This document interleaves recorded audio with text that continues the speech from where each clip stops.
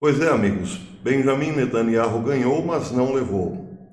Quando é 6 da tarde aqui no Brasil, horário de Brasília, é meia-noite em Israel, pois à meia-noite de ontem, lá às 6 da tarde aqui, encerrou-se o prazo para Benjamin Netanyahu formar um governo de coalizão. O que é um governo de coalizão? É ter a maioria, ou seja, 50% mais um no parlamento, no Knesset. O partido de Netanyahu, o Likud, ganhou nessas últimas eleições 35 cadeiras.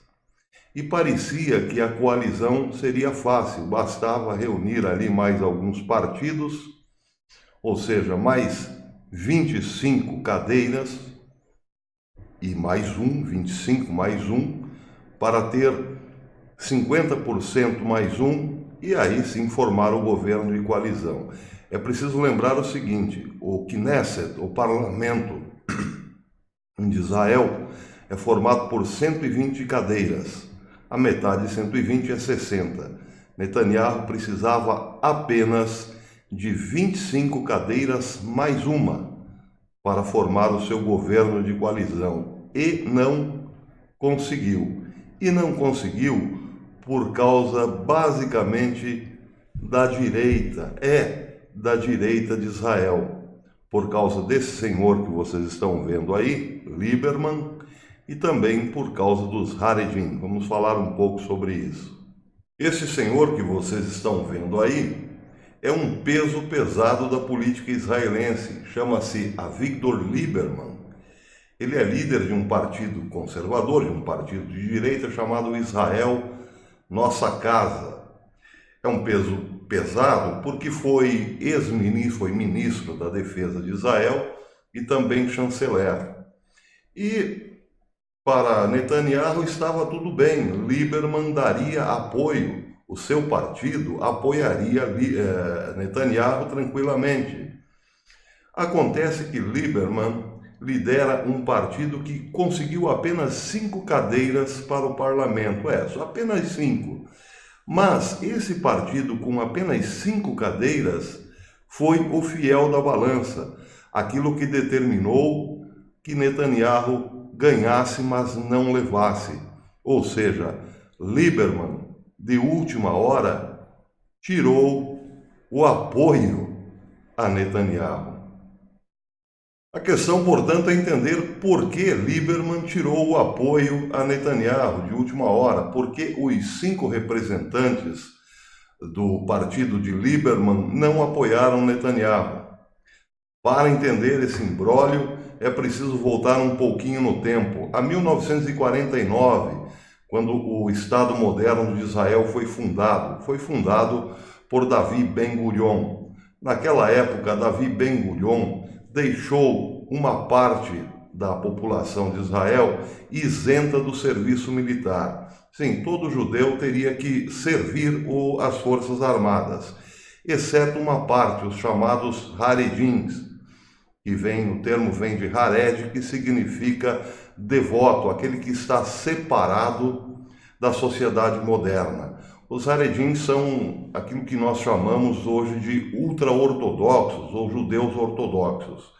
Os judeus ortodoxos não querem servir às Forças Armadas porque, segundo eles, sua missão na Terra é dedicar-se ao estudo da Palavra de Deus e separar-se, portanto, do Estado moderno, da sociedade moderna. Os Haredins são basicamente aquilo que os levitas significavam no Antigo Testamento. Um povo dedicado ao estudo da palavra de Deus, ao culto a Deus, e sentem-se, digamos, diferentes do resto, portanto, não convivem, vivem mais ou menos separados da sociedade moderna, como eu disse, e servir às forças militares seria uma forma de tirá-los do estudo, de tirá-los de sua missão, do para que estão na Terra, e colocá-los no mundo. Acontece que a Lieberman foi sempre uma voz contra os interesses dos Haredins. Ele sempre fez campanha para que os Haredins servissem às forças militares. Em 2017, os juízes israelenses decidiram, a Suprema Corte israelense decidiu que pelo menos uma parte dos Haredins deveria sim servir às forças militares.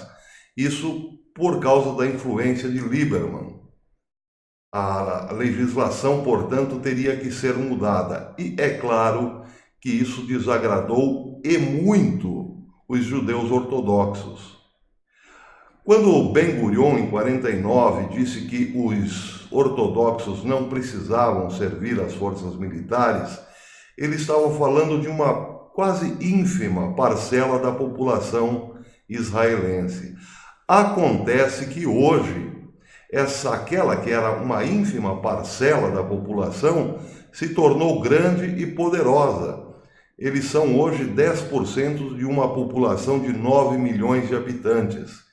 Estão representados no Knesset por 16 partidos, 16 pequenos partidos, mas que fazem a diferença. E esses pequenos 16 partidos, por causa da ameaça da mudança da legislação, voltaram-se contra, evidentemente, o gabinete de Benjamin Netanyahu desde 2017. Netanyahu, como é um político experiente, viu que não seria negócio ir contra os judeus ortodoxos e, portanto, a briga ficou exatamente nisso: empurrar com a barriga uma legislação que mudaria a história dos judeus ortodoxos. Foi empurrando contra a barriga, mas ao mesmo tempo em que colocava-se contra essa nova legislação, Netanyahu também colocava-se contra Lieberman, que queria exatamente isso, que os judeus ortodoxos servissem sim às forças militares. Começou ali o nó da questão. E o nó da questão quer dizer exatamente isso, que Netanyahu foi atingido por fogo amigo. Sim, fogo amigo por quê? Netanyahu é conservador, é de direita, Lieberman é de direita e os ultra-ortodoxos também são de direita. Acontece que entre os ultra-ortodoxos e Lieberman existe uma diferença monstruosa. Lieberman é secular, absolutamente secular. E entre os seculares e os ortodoxos, ainda que sejam de direita, existe sim uma disputa tremenda. Ficou ali no meio o bom Netanyahu, bom político Netanyahu, meio que sem saber o que fazer. Então ele pegou o lápis e foi fazer as contas. A quem era mais importante acenar com o lencinho branco da paz? Aos ortodoxos ou a Lieberman? É claro que ele pensou aos ortodoxos, porque Lieberman tem somente 5 cadeiras no parlamento. E quem tem 5 cadeiras no parlamento pode ser tranquilamente convencido. Acontece que Lieberman não se deixou convencer. O aceno de Netanyahu dado aos ortodoxos foi o seguinte: olha, fiquem tranquilos, porque o meu gabinete não aprovará essa nova legislação e vocês não precisarão servir às Forças Armadas.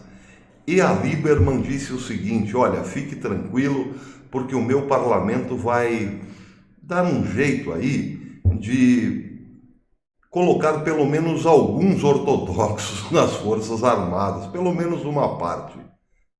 Nenhum dos dois lados ficou tranquilo, porque apesar de Netanyahu ser um excelente político, ele está um tanto quanto queimado em Israel por uma série de atitudes ou ações suspeitas no passado. Ele está envolvido em escândalos de corrupção e assim por diante. Todo mundo conhece bastante bem o velho Netanyahu, porque afinal de contas faz 10 anos que ele está no poder.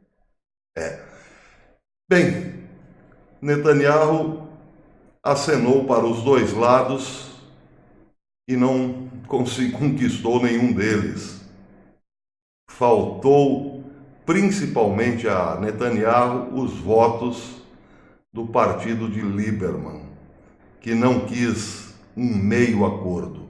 Para Lieberman era tudo ou nada. Ou os ortodoxos vão para o serviço militar, ou não tem apoio para Netanyahu, que agora está numa posição muito difícil. Como o seu governo, como ele não conseguiu até o prazo limite, que era ontem, meia-noite, formar um governo de coalizão, terá de disputar nova eleição agora, em 17 de setembro.